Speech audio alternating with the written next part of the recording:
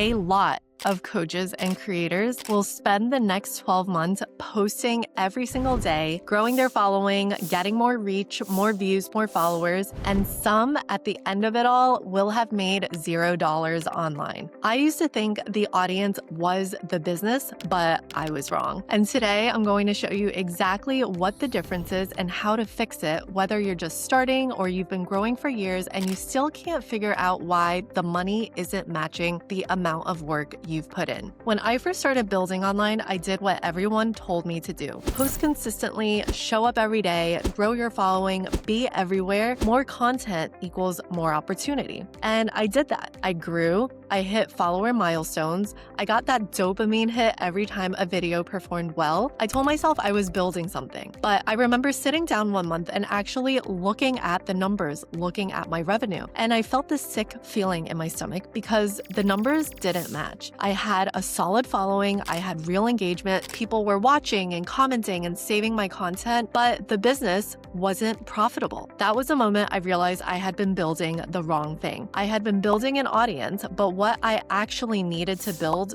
was a business, and those two things are not the same. The difference is an audience is a group of people who follow you. They watch your content, they like your posts, they think you're interesting or helpful or entertaining. They're real and they matter, but by themselves, they do not pay your bills. A business, on the other hand, is a system through which you solve a specific problem for a specific person in exchange for money. That's it. That's the whole definition. The reason why so many creators stay broke while building an audience is that they skip the system.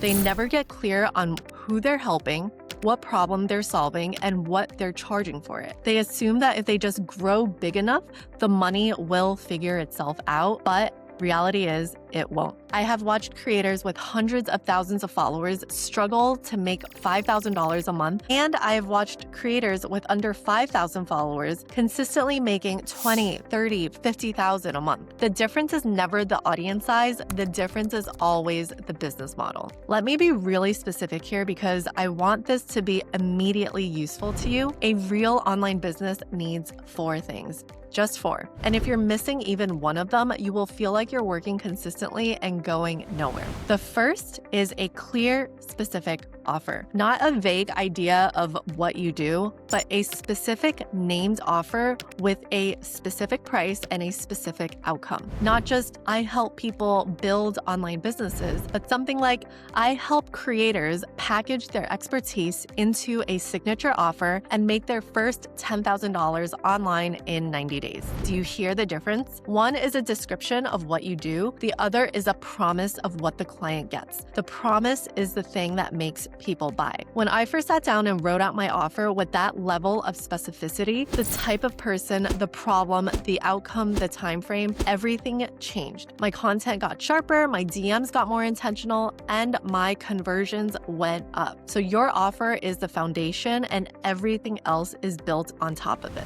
The second thing is a simple sales process. This does not need to be complicated. For most coaches and creators starting out, a simple sales process looks like someone finds your content, resonates with your message, reaches out or clicks a link, gets on a call or reads a sales page, and then either buys or doesn't. That's the whole funnel. The problem is that most people either skip the sales process entirely, they just post content and hope someone figures out how to give them money, or they overcomplicate it to the point where they spend 6 months building a funnel and never actually selling anything. Simple beats perfect every single time. Get the simplest version of a sales process working before you optimize it. The third thing is a proven way to attract the right people. Notice I said the right people, not the most people, not the biggest audience, the right people, meaning people who have the problem your offer solves, who have the money to invest in solving it, and who are ready to move to the next step. One piece of content that speaks directly to your ideal client will always outperform 10 pieces of content designed to appeal to everyone.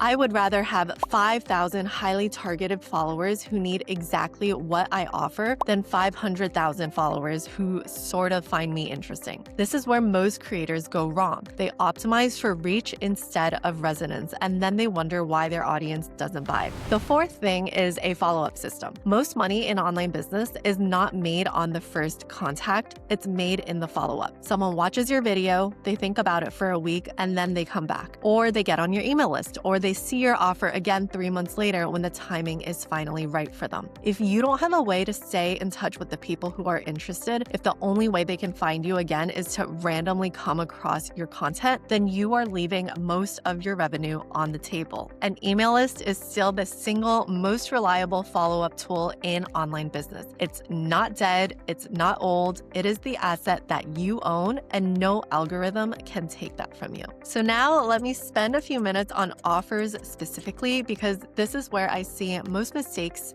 and the most pain. The most common offer mistake is charging for time instead of outcomes. You've seen this, maybe you've done this. 1 hour coaching call for $200, monthly retainer for weekly check-ins. Pay me for my time and I'll show up on your calendar. Here is the problem with that model. It scales with your time, which is finite. It commoditizes you, which drives price down, and it puts the client in the position of deciding whether the hour was worth the money rather than whether the outcome was worth the investment. Outcome-based offers are the unlock. When you charge someone for the result, for the transformation they go through, or for the specific problem that gets solved, the conversation around money completely changes. You're no longer justifying your hourly rate, you're asking them to decide if the outcome is worth it. For most coaches, the outcome is worth 10 to 20 times what they're currently charging. The second offer mistake is building too many things before selling any of them. I did this. I built a course and then I thought, well, I should also have a mini course and a freebie and a membership and a digital product and a group program. And at the beginning of all that building, I had a content problem,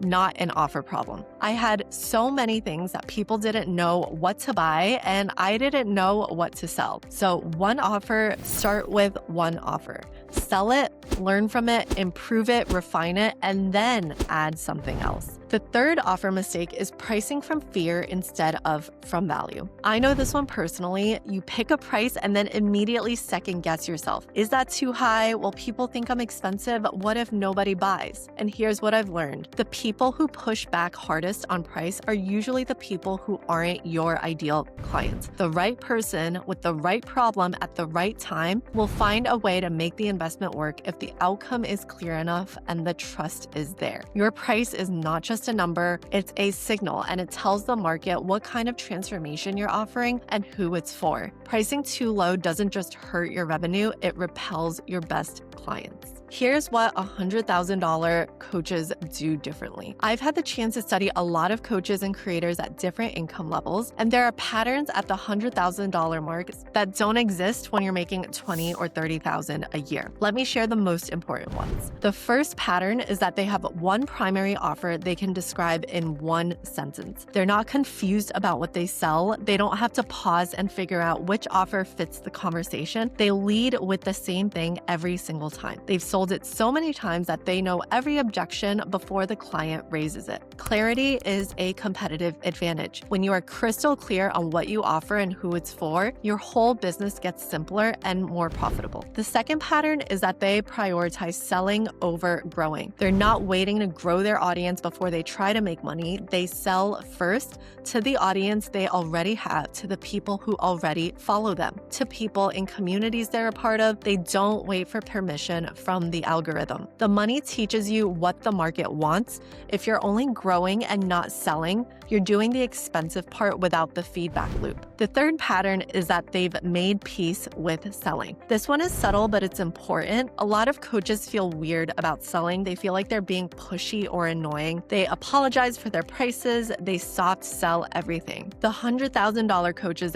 don't do that. They sell from a place of genuine belief that what they offer will help. They're not asking people to do them a favor. They're inviting them to solve a problem that is genuinely costing them something. When you believe in what you sell, selling stops feeling gross and starts feeling like service. The fourth pattern is that they invest in getting better at the thing they sell.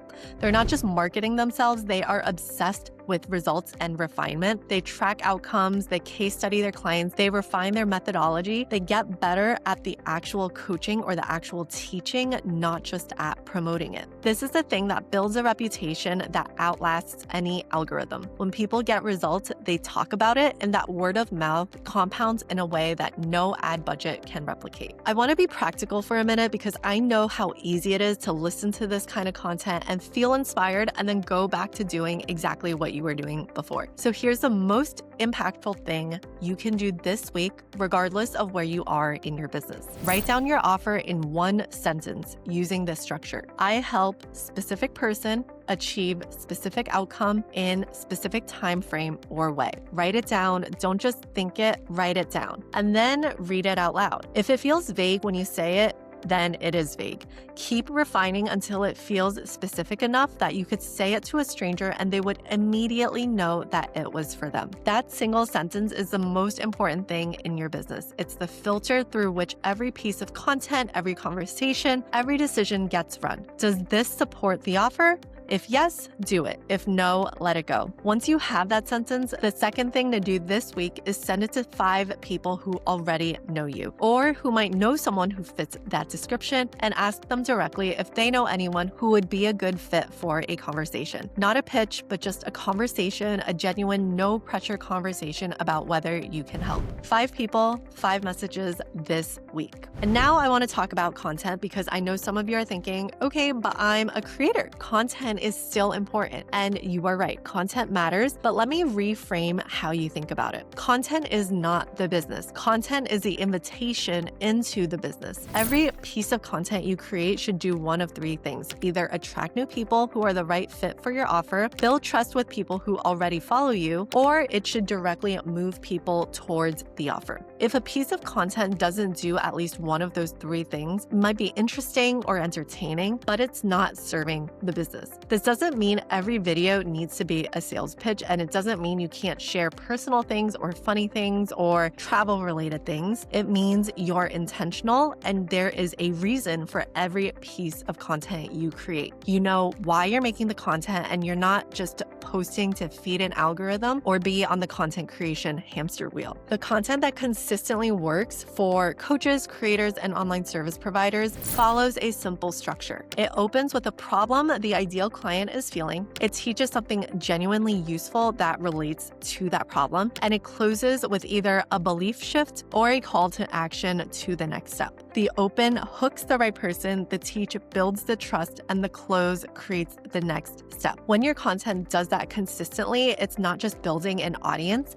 it's building an audience of buyers, and that's a completely different thing because that's how you make more money online. So if all this makes sense to you, but you're like, okay, I get it, but I don't actually know how to put this all together, that's exactly why the Wander Lover Business Academy exists. It's my step-by-step system to help you go from idea to your first $5,000 online without overcomplicating any of it. It's split into 2 phases. The first phase is getting you paid, and the second phase is building the structure and systems, not the other way around. And you also get access to the Business Academy AI coach, which helps you refine everything in real time so you're not doing this alone. If you're ready to actually start and build a business and not just an audience, the link is in the description. Remember, you are not behind, you are not too late. The creator economy is not saturated, and the coaching industry is not too crowded. Go build the thing, charge what it's worth, and help the people who need it the most. I'll see you guys next week.